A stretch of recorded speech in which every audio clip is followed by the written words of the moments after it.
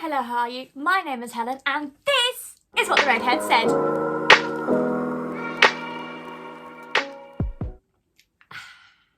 Today's Saturn Acts, we are of course talking Outlander and more specifically Sam Heughan. If you don't know, Sam Heughan, who plays Jamie Fraser, aka the love of my life in the Starz TV show Outlander, based on Diana Gabaldon's best-selling series, has recently written a memoir. It looks like this. It's called Waypoints. It was published on the 25th of October and therefore was a birthday present to me, specifically, and only to me. And I recently read it and I have some thoughts. Now, Sam Heughan does actually have a memoir already. It's called Clanlands. Whiskey, warfare and a Scottish adventure like no other, which he wrote alongside Graham McTavish, who plays his uncle in Outlander. And they also have the Clanlands Almanac, which I don't know if I'm counting as memoir because it is almanac. The reason why I'm not mad at Sam having multiple is not just because I think he's a beautiful, beautiful man. When will he wear wigs? Because this is very specific to, I'd say, his struggle to break into the acting industry, whereas Clanlands is much more about Outlander. Outlander actually isn't mentioned very much in Waypoints. It's more like a triumphant end rather than this is what it's like to be Jamie Fraser, which Clanlands very much is. So what is the story of Waypoints? Well, like I've alluded to, it is his kind of struggle to break into the industry. There is some crossover between what is mentioned between the two books because it is still about him and his life. So Clanlands does talk about his childhood and how he was estranged from his father. He grew up like in and around Glasgow and Edinburgh, went to university, blah blah blah. Waypoints has much more of the journey and the struggle and being in and out of jobs and pilot season. So it flips between being very introspective and on his upbringing and his relationship with his dad, or lack thereof. Very introspective within present day Sam, who is walking the West Highland Way in 5 days, which, if you don't know, and I didn't know until I'd read this, is a 96-mile journey across Scotland, starting from Glasgow and ending right up in the Highlands, which of course is Outlander territory. And I'm wearing my Outlander t-shirt today. Each chapter is a different day of the journey, but within that chapter he flips right back and forth between the journey on that day, the weather, the struggles, the thoughts, who he passed, the landscape, and also different stages of his career. For me, I didn't think there was quite enough balance between the two. I felt like I was just getting into one section. So whether that was the past or the present Sam, I felt like there were occasions where I was just getting into something really interesting and then it would switch, the narrative would switch to the other side of the coin, right? So there would be one bit where he's talking about how he actually really struggled and, you know, he thought he was this really fit, like physically fit, not call me Sassenach fit man, and being strong and being capable and being just beaten by the weather. And then suddenly he would go, and I was in this play when I was 17. And then vice versa, he would be talking about pilot season and how he kind of lost his identity in LA trying to fit into being American. I've alluded to the fact that he wasn't booking jobs because he was being inauthentic. And that's a really, really interesting topic about, you know, actors losing their authenticity and what is it to be authentic in Hollywood. And then he would go, and then I came face to face with a mushroom. And it doesn't quite land. Once he got into a topic, I wanted him to stay on that topic for longer, because it's actually quite a short book. So it's in fairly large font and it's 268 pages. I think it needed at least another 100. The idea of seeing your country and walking up the length of your country is so, I'm going to use this phrase again, introspective and personal. This is what I learned in university, studying literature, is that there are two main narratives: the hero's journey and a stranger comes to town. Waypoints tells both of these stories, but it doesn't go into enough detail, I think, for either of them. A Stranger Comes to Town is Sam going into the world of acting and having little bit parts but not really getting anywhere. Like I said, going to and from LA, not really getting anywhere, and then finally succeeding in booking Jamie Fraser. And the hero's journey is obviously a literal journey, a 96-mile journey to prove to himself that he can do it up the country. Part of the way this book was marketed was talking about the end of series 1 of Outlander, where, spoilers and content warnings, Jamie Fraser is horrifically sexually abused and raped by Blackjack Randall. And it's awful. I am rereading Outlander now and I'm enjoying it immensely, again, not just because it's my comfort series, but because it's early enough in the story that everyone has still not been too badly hurt yet.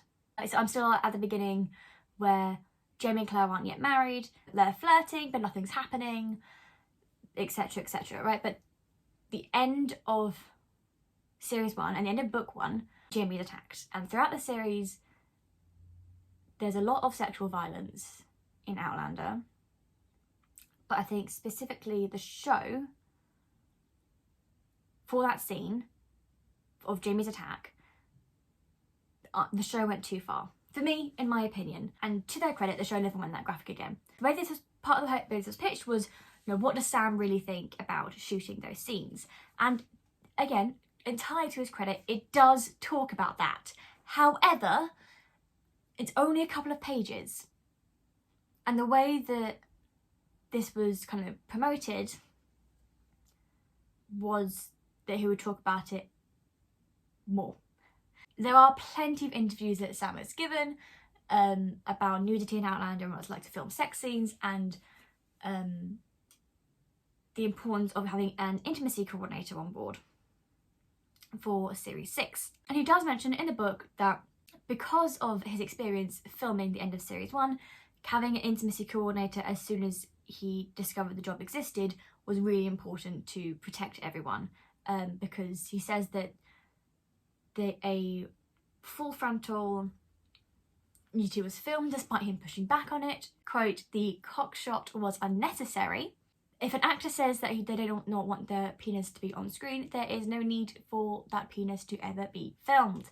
But that goes to my earlier issue where he does talk about it, but it doesn't go into much depth and much detail before he has to move on to the next thing and the next part of the journey and the next waypoint that he reaches. On a more positive note, I really appreciated this book as a kind of discussion on masculinity. Jamie Fraser is the king of men, the undisputed king of men. And it must be a huge undertaking. And he talks about it in the book.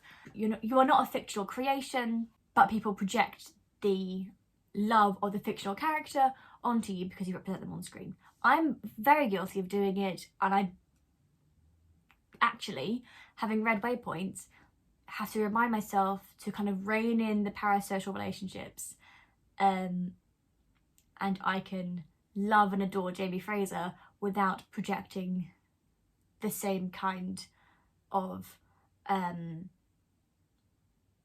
emotion onto this actor that I've never met. And I think this view of masculinity and the idea of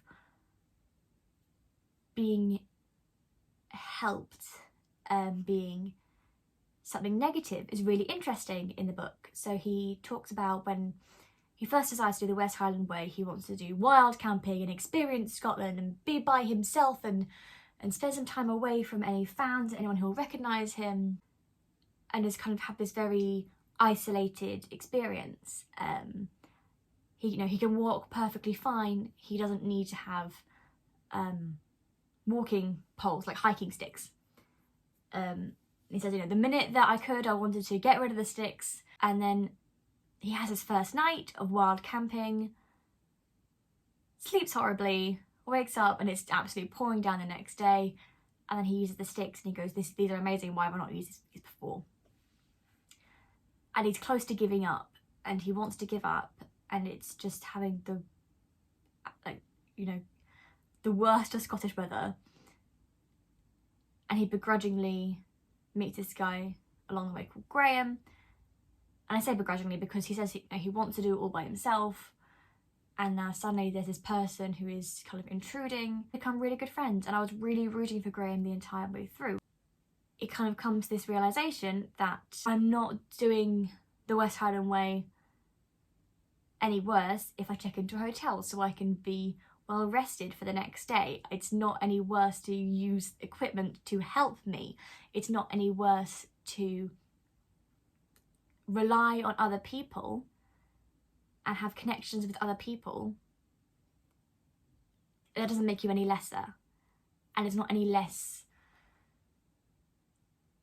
of a masculine thing to be doing to be having help. And that I really, really appreciate it. So my final feelings are, I am going to give this book 4 stars out of 5. Once again, I am incredibly biased because I do love Outlander so very much. All of the faults that I've mentioned about not having just enough of a word count, I think that the book deserved. I really enjoyed it. I really did. I feel like I learned a lot about Sam, who is a very private person, even in Clanland. Like a lot of his parts of the previous memoir were talking about his relationship with Graham and how he interacts with other people, whereas Waypoints is very much about him as a person and defining himself as a person and kind of giving away some of himself that we've not seen before, whilst also reiterating that he is a private person. The boundaries are still very much in place. So my favourite parts of the book were when it was actually focusing on the West Highland Way and talk about his relationship with the landscape and with Scotland that he hadn't explored before. And I think we're all really guilty of that. I have the North Downs right on my doorstep. Do I go out and walk these beautiful hills? No, I do not. But now I feel like I should, except I have chronic pain, so I probably won't. My final point is, should you buy this book? And for that I say yes. However, I would wait until it's in paperback. At full price, this is £20.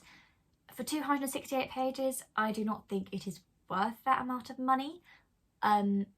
I think get the audiobook if you want to have Sam tell you the story straight into your ears. I certainly do tend to prefer audiobooks for biographies anyway. For that, in what is a fairly large font, this is not £20 worth of book. It's $8.99 or $9.99 worth of book, absolutely. So I would highly recommend it, with the caveat of don't pay full price if you can help it. And as the light is going, I'm going to say thank you very much for watching. The comments are down below and you can find me on @redhairedred. Bye!